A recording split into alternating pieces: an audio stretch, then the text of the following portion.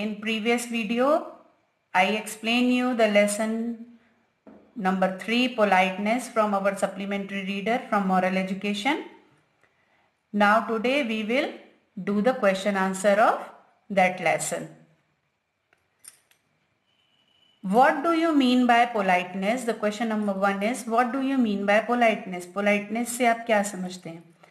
The answer is, courteous and gentle nature is the characteristics of politeness. Gentle और जो courteous nature होता है वो characteristics होता है politeness के.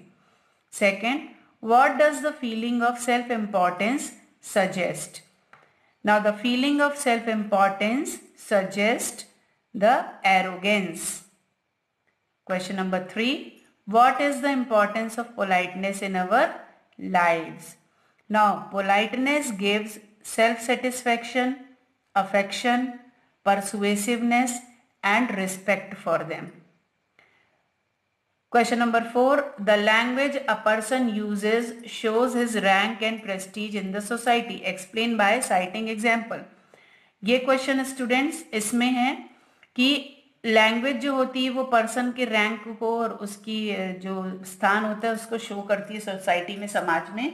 तो आपको एग्जाम्पल्स के साथ साइट करना है.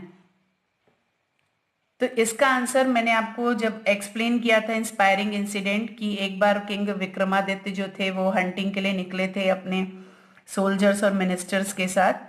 तो एक जगह आकर वो सेपरेट हो गए थे एक दूसरे से. तो विक्रमादित्य ने एक ब्लाइंड सेंट को देखा और वो ट्री के नीचे बैठे थे. तो उनसे पूछा कि आपने क्या यहाँ से किसी को गुजरते हुए कोई यहाँ से गुजरा है अभी? तो संत ने सभी को डिस्क्राइब कर दिया कि पहले आपके सर्वेंट गए, उसके बाद कमांडर, फिर चीफ मिनिस्टर, उसके बाद आप आए.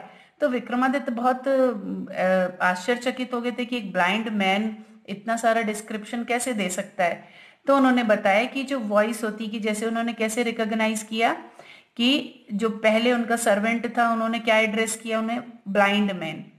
कमांडर ने एड्रेस किया सूरदास, मिनिस्टर ने एड्रेस किया सूरदास जी, और राजा ने जो थे विक्रमादित्य उन्होंने एड्रेस किया साधु महाराज. तो इस तरह से जो हम शब्द बोलते हैं उससे हमारा जो समाज में रैंक होता है वो पता चलता है. Then the sent get the rank. So you find this answer from here, that sent recognize that the other person from the language they used. First servant came and address, then commander address, then minister address, and then the king address. Now the language of person uses show his rank and prestige in the society. So this one is the fourth answer. Next question, what was the boy ashamed of? Now this question is from the second inspiring incident. Question में पूछा है कि जो boy था वो किस बात के लिए शर्मिंदा हुआ. तो इस इंसिडेंट में जो स्टोरी थी वो थी कि एक बार एक संत वीवर रहते हैं, वो एक सिटी में रहते हैं, अपना जीवन जो है वो वीविंग करके, जो बुनाई होती है उसको करके चलाते हैं. वो बहुत काम रहते हैं, पोलाइट और जेनरस, और कभी भी अपना टेम्पर नहीं खोते.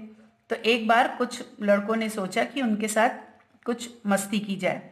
बोला कि चलो ठीक है. तो उन्होंने बोला कि ये देखते हैं कि ये अपना जो टेम्पर है वो लॉस करते हैं या नहीं करते हैं. उनको परेशान करने का उन्होंने प्लानिंग किया. तो उनमें से एक जो लड़का था वो एक रिच मैन का था, बड़े आदमी का बेटा था. तो उसने वीवर से जाके पूछा कि ये साड़ी आपने कितने की थी? वीवर ने बोला 2 रुपए की. तो अब वीवर, उस लड़के ने वो साड़ी को 2 पीसेस में कर दिया और एक पीस हाथ में लेकर बोला कि मुझे पूरी साड़ी नहीं चाहिए, मुझे तो सिर्फ ये आधी चाहिए. तो इसका कितना हुआ? तो संत बहुत शांत थे, उन्होंने बोला 1 रुपए. अब जो लड़का था उसने उस साड़ी के बहुत छोटे छोटे पीसेस कर दिए और आखिरी में बोला कि अब ये मैं साड़ी मेरे को नहीं खरीदनी है, मैं इन छोटे छोटे पीसेस का क्या करूँगा. तो वीवर ने बहुत शांति से रिप्लाई किया कि ठीक है बेटा, अब तुम्हारे वो यूज़ की नहीं है और वो किसी की यूज़ की नहीं है. तो अब ये सुनकर वो जो लड़का था उसको बहुत शर्म आई कि उसने गलत काम किया, क्योंकि वो अभी भी शांत थे. जो संत थे वो बहुत पोलाइट थे. तो उन्होंने बोला कि अब आपका मैंने नुकसान किया है तो मैं इसका साड़ी का कॉस्ट आपको दूंगा. लेकिन वीवर ने बोला कि अगर आपने साड़ी ही नहीं खरीदी तो मैं आपसे पैसे कैसे ले सकता हूँ. तो अब ये बॉय जो था उस फिर से अब उसके सिर पे घमंड आ गया, एरोगेंस आ गया. तो उसने बोला कि मैं बहुत रईस हूँ, आप गरीब हो, तो मैं आपको पैसे देता हूँ, मेरे को कोई फर्क नहीं पड़ेगा, लेकिन आप कैसे ये नुकसान जो हुआ है वो कैसे बर्दाश्त करोगे, और मैंने आपकी साड़ी खराब कर दी तो मैं आपको पैसे दूंगा। तो संत ने हंसते हुए बोला कि ये जो है ये तो कंपनसेट हो जाएगा, मतलब ये आप इसको कैसे कंपनसेट कर पाओगे? फार्मर ने कड़ी मेहनत करके कॉटन की फसल उगाई, मेरी वाइफ ने मेहनत करके वो स्पिन करके धागा बनाया, फिर मैंने उसे डाई करके साड़ी बनाई।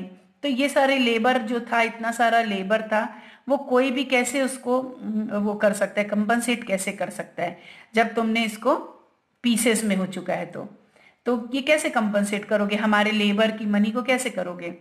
तो जब ये सेंट कह रहे थे तो उनके वॉइस में कोई एंगर नहीं था, वो बहुत शांति से और सिंपैथी के साथ ये सारी चीजें बोल रहे थे।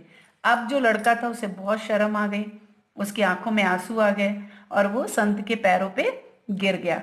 वीवर ने उसे अपने उठाया और उसके हाथ में, पीठ पे हाथ रखते हुए बोला कि अगर मैंने आज तुम्हारा पैसा एक्सेप्ट कर लिया तो मैं तो सेटिस्फाई हो जाऊंगा, लेकिन तुम्हारी जो लाइफ है उसके टुकड़े टुकड़े हो जाएंगे और उससे किसी को फायदा नहीं होगा।